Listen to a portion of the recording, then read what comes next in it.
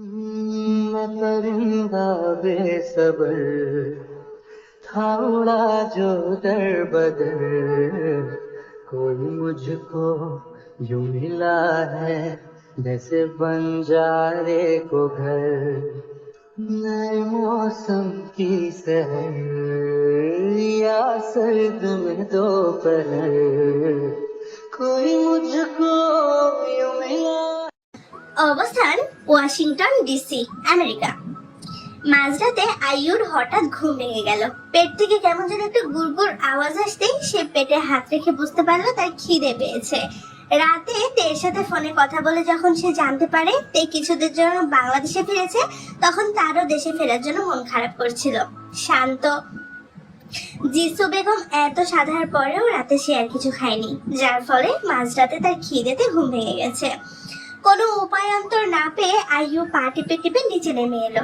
নিচে এসে সে দেখলো লাইট সব নেভানো, শুধু একটা ডিম লাইট ছাড়া। তখন সে আস্তে করে রান্নাঘরে গিয়ে ফ্রিজটা খুলে খাবারের জন্য, কিন্তু মনের মতো কোনো খাবারই পেল না। ফ্রিজ ছেড়ে সে এখন সেলফগুলোতে তার তল্লাশি চালাচ্ছে। তখন একটা সেলফে বড় একটা রামেনের প্যাকেট খুঁজে পেল। আইয়ু ভাবলো এখন সে এটাই রান্না করে খাবে। সেই অনুযায়ী একটা পাতিল বের করে তাতে পানিতে দিয়ে চুলার উপর দিল। কয়েক মিনিটের মধ্যে পানি গরম হয়ে ফুটে এলো। সে রামেনের প্যাকেট ছিঁড়ে নুডলস কেকটা ফুটন্ত গরম পানিতে ঢেলে দেয়। আইয়ু তার কাজে ব্যস্ত, এতটাই ব্যস্ত ছিল যে যেহব যে কখন তার পিছে এসে দাঁড়িয়েছে সেই খেয়াল তার নেই। মাঝরাতে পানি খেতে উঠে যেহব দেখলো তার বোতলে পানি শেষ হয়ে গিয়েছে। তাই সে নতুন এক বোতল পানি আনতে এসে নিচে নেমে দেখলো রান্নাঘরের বাতি আগে থেকে চালানো। বাড়িতে চোর ঢুকেছে ভেবে যেহব তার হাতে থাকা একটা ঝাড়ু নিয়ে রান্নাঘরে ঢোকে। কোন রকম শব্দ সে করেনি, কিন্তু সেখানে আইয়ুকে দেখে তার মাথায় বাড়ি। সে গিয়ে আইয়ুর পেছনে দাঁড়িয়ে দেখতে লাগে সে কি করছে। তখন আইয়ুর মনে হলো তার সস আর ডিম দরকার। ফ্রিজ থেকে সেগুলো নিতে যেই সে পেছনে ঘুরলো, যেহবকে তার পেছনে এভাবে দাঁড়িয়ে থাকতে দেখে ভয়ে চিৎকার দিতে যাবে, তার আগেই যেহব তাড়াহুড়ো করে রামেনের পুরো প্যাকেটটাই আইয়ুর মুখে গুজে দিয়েছে। মুখে প্যাকেট থাকার কারণে আইয়ু তখন মুখ দিয়ে কথা বলতে পারছে না, চোখ বড় বড় করে যেহবের দিকে তাকিয়ে রইল। কিছুক্ষণ পর পরিস্থিতি বুঝে আসতেই আইয়ু তার মুখ থেকে রামেনের প্যাকেটটা বের করে যেহবের দিকে আঙুল তাক করে বলে, এই অসভ্য লোক, আপনি এটা কি করলেন? যেহব মাথায় হাত দিয়ে বলে, আরে মেয়ে, আস্তে কথা বলো, আগে তো ছিলে তুমি শাকচুন্নি, এখন দেখি চুন্নির খেতাবটা অর্জন করে নিয়েছো। আইয়ু তেতে ওঠে, কিন্তু ফিসফিসিয়ে বলে, কিছুই করেছি আমি? হ্যাঁ? যেহব আঙুল দিয়ে দেখায়, ওইটা আমার আনা রামেন ছিল আর তুমি একা একা সেটা খেয়ে নিচ্ছ। আইয়ু চোখ উল্টায়, তো এমন ছোট লোকই করছেন কেন? একটা সামান্য রামেনই তো, আমি খেয়ে নিলে আপনাদের কি যাবে? আসছে সামান্য বলতে, এটা সামান্য রামেন না, অনেক এক্সপেন্সিভ। আমি যেন তেন জিনিস খাই না তোমার মতো। আচ্ছা যান, আপনাকে এখান থেকে একটু ভাগ দিব। এমন ভাবে কথা বলছো যেন আমার উপরে দয়া করছো, অথচ আমার জিনিস নিয়ে আমাকে দয়া দেখাচ্ছ। হয়েছে, এত না করে টেবিলে গিয়ে বসুন, আমি বানিয়ে আনছি। বেশি শব্দ করলে বাকিরা উঠে যাবে। যেহব চুপচাপ গিয়ে টেবিলে বসলো। আইয়ু রামেন বানিয়ে এনে একটা বাটিতে নিজের জন্য আর একটা বাটিতে যেহবের জন্য রামেন বেড়ে নিয়ে সেও টেবিলে এসে বসে। যেহব দেখলো আইয়ু নিজের প্লেটে বেশি নিয়েছে, সেটা দেখে যেহব বিড়বিড় করে, খাদক একটা। আইয়ু সেই বিড়বিড়ানি কানে এসে লাগতেই সে প্রশ্ন করে, কি বললেন? কই না তো, কিচ্ছু না। কথাটা বলে যেহব রামেনের ফু দিয়ে খেতে লাগে। আইয়ু চোখ উল্টে পাল্টে বলে, না বললেই ভালো। পরক্ষণেই সে আবার জানতে চাইল, বাই দ্য ওয়ে, রামেন কেমন হয়েছে খেতে? সেটা পুরোটা খাওয়া হলে বলবো। কেন? এখন বললে কি হয়? বলবো না, আমি এমনই। রান্নাঘরে টুংটাং আর ফিসফিস আওয়াজ পেতেই জিসু বেগমের ঘুম ভেঙে গেল। সে ধীরে সুস্থে বিছানা থেকে উঠে আওয়াজের উৎস খুঁজতে দরজা খুলে বাইরে বেরিয়ে আসে। বাইরে বেরোতে রান্নাঘরের টেবিলের দিকে তার চোখ গেল। তিনি দেখেন আইয়ু আর যেহব একে অপরের বিপরীত চেয়ার টেনে বসে খাবার খাচ্ছে আর ফিসফিস করে কথা বলছে। জিসু বেগম সেটা দেখে মুচকি হাসে, নিজের রুমে আবার চলে গেল। যেহব খাওয়া শেষ হলে সে চেয়ার থেকে উঠে আইয়ুকে খেপায়, ছি, অনেক বাজে ছিল খেতে, মুখটাই নষ্ট। তোমার ফিউচার হাজবেন্ডের জন্য আমার অনেক কষ্ট হচ্ছে। তার কপালে এমন একটা বউ জুটবে ভেবে, যে কিনা রান্নাটাও ঠিক মতো করতে পারে না। কথাটা বলে জেহপার কোনো দিকে না তাকিয়ে টেবিল থেকে পানি ভর্তি বোতলটা নিয়ে ভৌদৌড় পেছনে রেখে গেল রাগান্বিত আইয়ুকে, যে কিনা তাকে একাধারে বকতে থাকে। আইয়ু রাগে ফুঁসতে ফুঁসতে বলে, ভালো না হলে খেলি কেন তুই খাটাস, খচ্চর বেটা কোথাকার। দেখিস শালা, তোর কপালে বজ্জাত বড়ি জুটবে, যে কিনা দিন রাত তোকে ঝাড়তে ঝাড়তে সোজা করবে একদম। অবস্থান চট্টগ্রাম, বাংলাদেশ। তে দেশে ফিরেছে জানার পরে আজ তার খালা তার মেয়ে সানাকে নিয়ে ঢাকা থেকে এসেছে খানবাড়িতে তের সাথে দেখা করতে। বড় হল রুমটাতে বসে বাড়ির মহিলা সদস্যরা তাদের এটা ওটা নাস্তা বানিয়ে এনে দিচ্ছে। তে আর ন্যান্সি সানার পাশেই বসা। সানা তের তুলনায় 5 বছরের বড়। সে ঢাকা ভার্সিটি থেকে তার অনার্স কমপ্লিট করে এখন মাস্টার্স ফাইনাল ইয়ারে আছে। সানার পোশাক আশাক চালচলন হাই সোসাইটির মেয়েদের মতো। সানা তের সাথে নিজ থেকে তেমন কথা বলছিল না। তে ঠিকই তার সাথে হাসি মুখে কথা বলছিল, কিন্তু সানা নিজের অ্যাটিটিউড ধরে রেখে কম কথায় উত্তর দিচ্ছে তেকে। ন্যান্সি তের কাছে এসে কানে কানে বলে, আপু, তোমার এই বোনটা কেমন যেন, আমার ভালো লাগছে না এর আচরণ। তোমার কথায় কেমন না চাইতে উত্তর দিচ্ছে। তে ন্যান্সিকে বোঝায়, কারো ব্যাপারে এভাবে কথা বলতে নেই ন্যান্সি, এক একজনের স্বভাব এক এক মতন হয়। অনেকেই স্বভাবগত কারণে কম কথা বলে, তাই বলে কি সে খারাপ হয় নাকি? তের কথা ন্যান্সি বোঝার মতো করে মাথা দোলায়। তখনই সদর দরজা দিয়ে হঠাৎ জাংকুক তার মুখের মাস্ক টেনে খুলতে খুলতে ভেতরে ঢুকছিল। জাংকুকের দিকে সানার নজর যেতেই তার ভেতরে ধক করে ওঠে। সে জাংকুককে অনেক ভালো করে জানে, সে জাংকুকের অনেক বড় একজন ফ্যান। জাংকুকের কোনো লাইভ শো আজ পর্যন্ত সে মিস করেনি। তার ফোন ভর্তি সে জাংকুকের ছবি রেখেছে। কিন্তু সে অবাক হলো এটা ভেবে যে জাংকুক তো আমেরিকা থাকে, সে বাংলাদেশে কি করছে, তাও আবার খানবাড়িতে। জাংকুকের সেদিকে খেয়াল নেই। হল রুমে জড়ো হওয়া মেহমানদের উপেক্ষা করে তার নজর এক মুহূর্তের জন্য গিয়ে থাকে সবার মাঝে হাসি খুশি কথা বলা তের উপর। এরপর সে বড় বড় পা ফেলে সবাইকে পাশ কাটিয়ে সেখান থেকে উপরে চলে গেল। জাংকুককে দেখা মাত্রই তের খালা হানসুহি বেগম জিজ্ঞেস করে, এটা কি আপনার ছেলে জাংকুক ছিল না? জিন লজ্জিত হলো জাংকুকের মেহমানকে দেখেও সালাম না দিয়ে উপরে চলে যাওয়াতে। সে অনুশোচনা নিয়ে বলে, ক্ষমা করবেন, ও একটু লাজুক তো, তাই কথা না বলেই চলে গেল। তখন তের খালা বলে, আরে না না, সমস্যা নাই, আপনার ছেলে তো দেখে অনেক সুদর্শন হয়েছে দেখতে, মাশাআল্লাহ, একদম বিদেশি ছেলেদের মতো। জিন হাসি মুখে উত্তর দেয়, জি, দোয়া করবেন ওর জন্য। তা তো অবশ্যই করব। তাদের কথোপকথন শুনে এতক্ষণ পর লিসা এবার নিজের থেকে আগ বাড়িয়ে তেকে জিজ্ঞেস করে, তুই তো কখনো আমাকে বলিসনি জাংকুক যে তোর কাজিন হয়? তোমার সাথে তো আমার তেমন কথা হতো না, কিন্তু জাংকুক ভাইয়ের কথা জেনে তুমি কি করবে? সানা খুশিতে আত্মহারা, আমি তোর অনেক বড় ফ্যান। বলছি কি, আমি তোর সাথে কয়েকদিন এই বাসায় থাকতে চাচ্ছি, তুই একটু আম্মুকে আমার হয়ে বলতে পারবি? তে খুশি হয়ে যায়, ঠিক আছে বলবো, তুমি থাকলে আমারও ভালো লাগবে। তে তার খালার থেকে অনুমতি নিতে বলে, খালামণি শোনো না, তুমি সানা আপুকে রেখে যাও কয়েকদিনের জন্য, আপু না হয় কয়েকদিন থাকুক আমাদের সাথে। তের কথায় সায় দিয়ে জিন বলে, হ্যাঁ, সানাকে রেখে যাও, ও কয়েকদিন থাকলে আমাদেরও ভালো লাগবে। তের খালামণি বলে, কিন্তু ও তো ওর জামা কাপড় আনেনি, থাকবে কি করে? সমস্যা নেই খালামণি, আমার জামা পরবে। সানা নাকচ করে বলে, না না, আমি তো ওইসব আলখাল্লা জামা কাপড় পরতে পারবো না। আম্মু, আমার জন্য তুমি ড্রাইভারকে দিয়ে আমার কটা জামা পাঠিয়ে দিও। সানা কিছুক্ষণ পর নিজেই বুঝতে পারলো সে কি বলে ফেলেছে, তাই নিজের কথা ঢাকতে আবারও বলে, না মানে তের জামাগুলো ভালো, কিন্তু আমার তো অভ্যাস নেই এসব করে, তাই না? আমি লং ড্রেস পরে হোঁচট খেয়ে পড়ি, তাই আর কি। আমার কথায় তুই কিছু মনে করিস না আবার। তে হাসি মুখে বলে, না, কি মনে করব, তোমার অভ্যাস নেই বলে তো বলেছো, বলে ভালোই করেছো, না হলে আমার জামাই তোমার সমস্যা হতো আর আমি বুঝতেও পারতাম না। ন্যান্সি রাগে বিড়বিড় করে, তে আপু কি বুঝতে পারছে না এই মেয়েটা তাকে ঠেস মেরে কথা বলছে? ওর ঠেস মেরে কথা বলার পরেও আপু কি সুন্দর ওর সাথে হাসি মুখে কথা বলছে। তের কথা মতো তার খালা সানাকে রেখে গেল খানবাড়িতে। সানার এখন আসল উদ্দেশ্য জাংকুক। যার ছবি সে দিনরাত দেখে, যাকে নিয়ে সে শয়নে স্বপনে ভাবে, তাকে চোখের সামনে এভাবে কোনোদিন দেখতে পারবে সেটাই তার ধারণায় ছিল না। সেটা ভাবতেই তার হৃদয়ে অস্বাভাবিকভাবে লাফাতে শুরু করেছে। তে সানাকে তার নিজের রুমে নিয়ে যায়। সানা তের রুমে থাকবে। সানা এর আগে তের সাথে তেমন কথা না বললেও এখন জাঙ্কুক পর্যন্ত পৌঁছাতে তের সাথে ভাব লাগাতে শুরু করেছে। তে সেটা বুঝলো না, সে মন খুলে সানার সাথে কথা বলছে। একটু পর তে আর ন্যান্সি সানাকে নিয়ে তাদের বাড়ির বাগানটা ঘুরে দেখালো। সানার মাথায় তখনও ঘুরছিল জাঙ্কুকের কথা।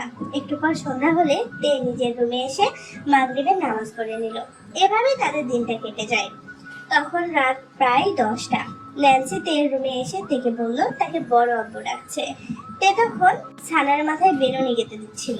ন্যান্সির কাছে বড় আব্বুর কথা শুনে সে সানাকে অপেক্ষা করতে বলে ন্যান্সির সাথে রুম থেকে বেরিয়ে যায়।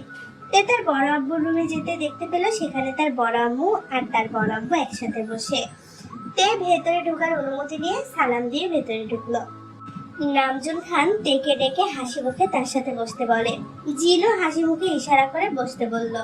তে গিয়ে বসতেই নামজুন তের মাথায় হাত রাখে। আমি এতদিন তোকে নিচু করে দেখেছি, না জানি কি না কি বলেছি তোকে, আর সেই তুই কিনা আমার ছেলেকে আমার কাছে ফিরিয়ে এনে দিলি মা। তোর বড় আব্বু তোর কাছে অনেক কৃতজ্ঞ। তে তার মাথা থেকে বড় আব্বুর হাত নিয়ে নিজের হাতে রাখে। আমি তোমার ছেলেকে ফেরানোর কেউ না বড় আব্বু, তোমার ছেলেকে তো আল্লাহ তোমাদের কাছে ফিরিয়ে এনেছে। আমি তো ছিলাম ন্যূনতম একটা উছিলা মাত্র। তুমি শুধু আমাকে একটু ভালোবাসো, তাহলেই হবে। আমি তো তোমাদের ভালোবাসার পাওয়ার জন্য চাতক পাখির মতো ছটফট করি। যতবার তুমি আমাকে বাকিদের তুলনায় ভিন্ন চোখে দেখো, দূরে ঠেলে দিয়েছো, আমার সাথে কথা বলোনি, ততবারই আমি আল্লাহর কাছে দোয়া করেছি যেন বাকিদের মতো তুমিও আমাকে অনেক ভালোবাসো। আর আজ আল্লাহ সেই দোয়া কবুল করেছে আমার। আর কি চাই বলো? নামজুন তার ভুল বুঝতে পেরে অনুশোচনা নিয়ে বলে, আমাকে ক্ষমা করে দিস রে মা, না হলে আমি চিরজীবন তোর কাছে দোষী থাকবো। তে মাথা দুপাশে নাড়াই। না, তুমি আমার কাছে কখনোই দোষী না। তুমি আমার চোখে অনেক ভালো একজন মানুষ।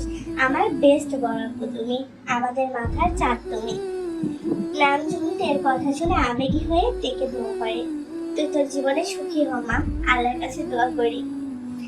তাদের মধ্যে এভাবে আবেগী কথোপকথন চলতে থাকে। জিনের চোখ ভরে এসেছে তা দেখে। অন্যদিকে সানা তের রুমে বসে ফোন দেখছিল। হঠাৎ বারান্দার দিক থেকে গিটারের আওয়াজ পেয়ে সে বারান্দায় আসে। দেখলো সাথের বারান্দায় জাঙ্কুক বসে গিটার বাজাচ্ছে। সানা মুগ্ধ নয়নে সেটা দেখছিল। তখন জাঙ্কুক গিটারের সাথে সুর মিলিয়ে নিজের গলায় একটা গান ধরে। সানা এতটাই মুগ্ধ হয়ে জাঙ্কুকের গলায় সুর শুনছিল যে আনমনেই তার পায়ের সাথে ধাক্কা খেয়ে পাশে থাকা একটা ফুলের টপ পড়ে যায়। তখন জাঙ্কুক আওয়াজ পেয়ে গান বন্ধ করে তের বারান্দার দিকে তাকায়, কিন্তু কাউকে সেখানে দেখতে পেল না।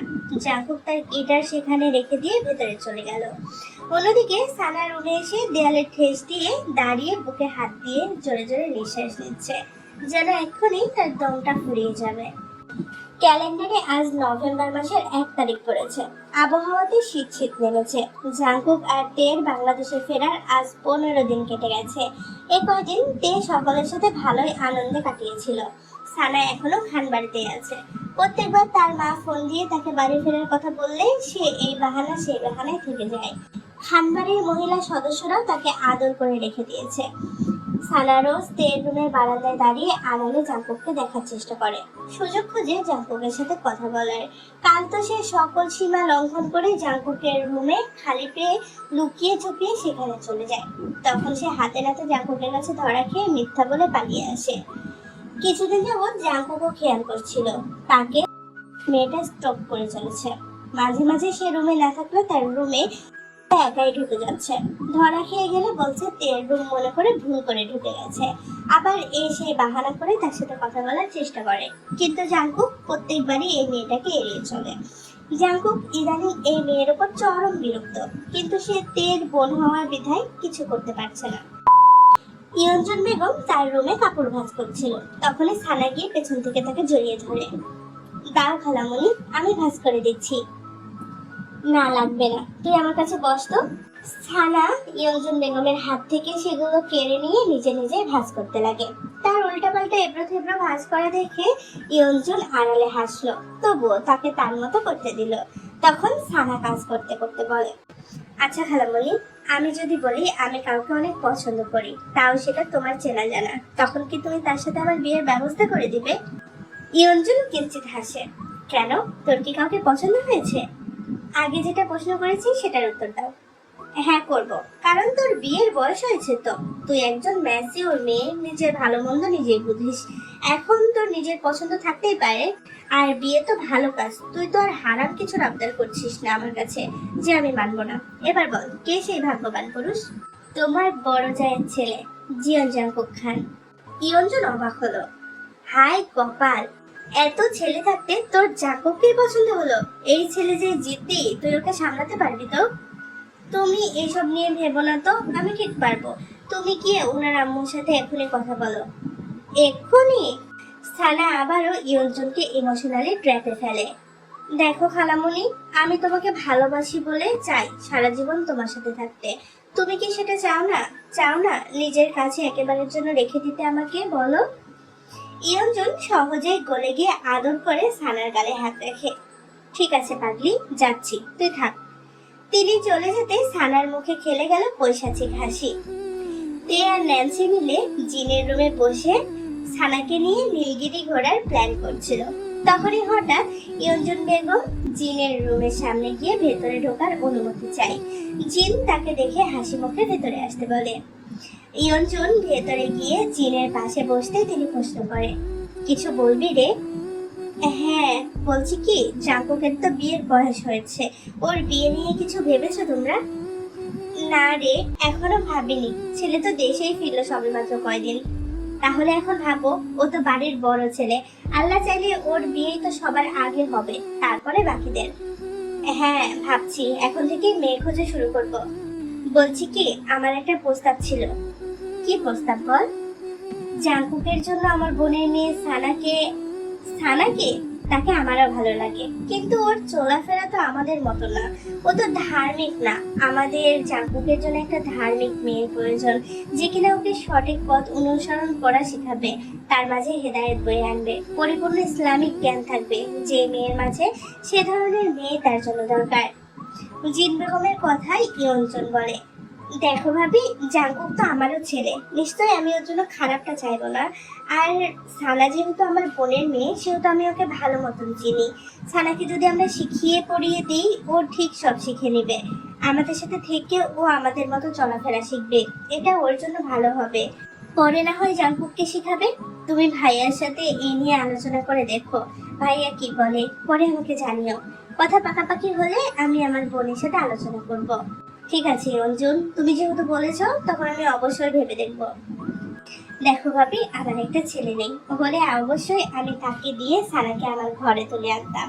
যেহেতু আমার নিজের কোনো ছেলে নেই, সেহেতু জাঙ্কুক আর বৌগমই আমার ছেলে। আর বৌগমের তো তের সাথে বিয়ে ঠিক হয়ে আছে, বাকি রইল আমাদের জাঙ্কুক।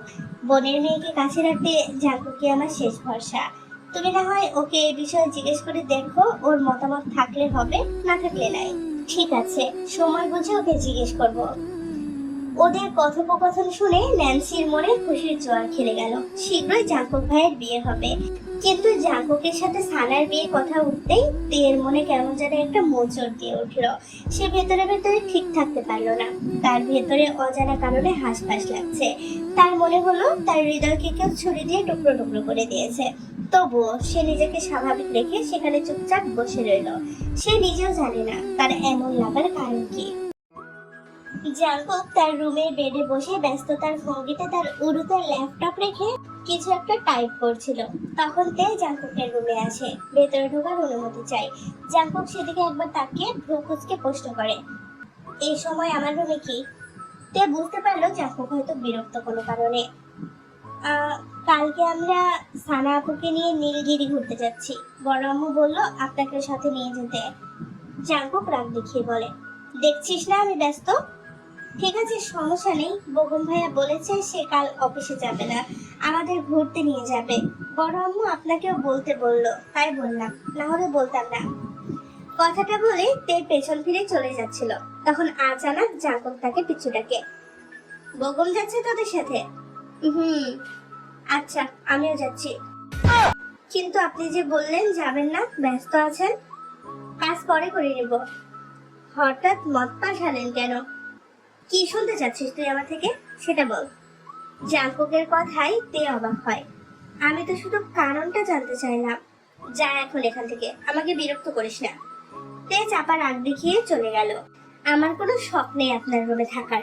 জাঙ্কুক তখন তের যাওয়ার দিকে তাকিয়ে বাঁকা হেসে মনে মনে বলে, যদি চিরজীবনের জন্য থাকতে বাধ্য করি তখন কি করবি তুই? তে সেটা শুনলই না, তাই উত্তরটা অজানাই রয়ে গেল জাঙ্কুকের।